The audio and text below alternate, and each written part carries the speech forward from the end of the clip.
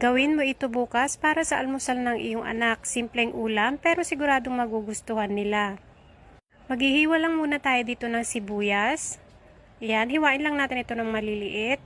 Then, isang pirasong kamatis, hiwain lang din natin ito ng maliliit. Tinanggal ko na rin pala yung pinakabuto niya.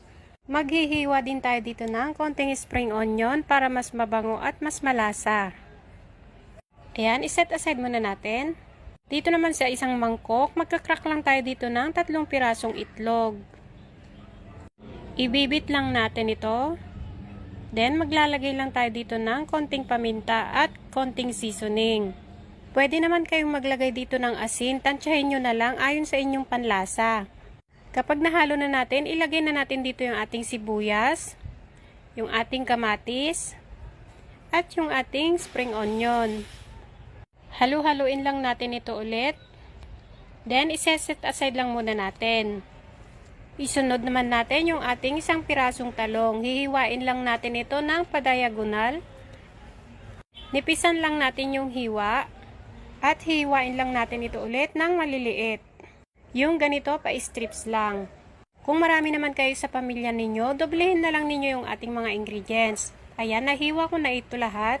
Nagpainit na ako ng mantika, iprito na muna natin yung ating talong. Halu-haluin lang natin ito.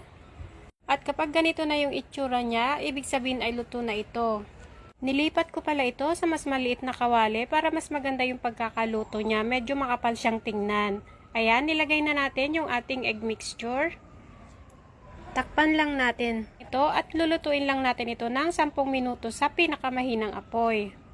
And after 10 minutes, babalik ta rin lang natin ito para naman maluto yung kabilang side. Lulutuin lang natin ito ulit ng another 5 minutes. I-try nyo din ito minsan mga mare, medyo healthy na prinitong itlog.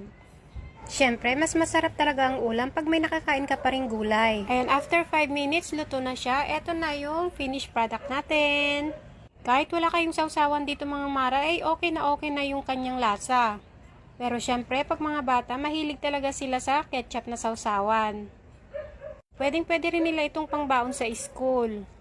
At kung umabot ka sa part na to at nagustuhan mo ang ating budget ulam recipe ngayon, pwede pong pa-like and share din, mag-comment po kayo sa baba kung taga saan kayo para ma-shoutout ko po kayo sa susunod ng ating video. Shoutout sa ating mga masisipag na OFW, mag-iingat po kayo palagi, at sa ating mga followers and non-followers, maraming salamat po sa palaging panonood. Shoutout to you, Ma'am Neresa Munoz from Sorsogon City, kay Ma'am Maria Primacio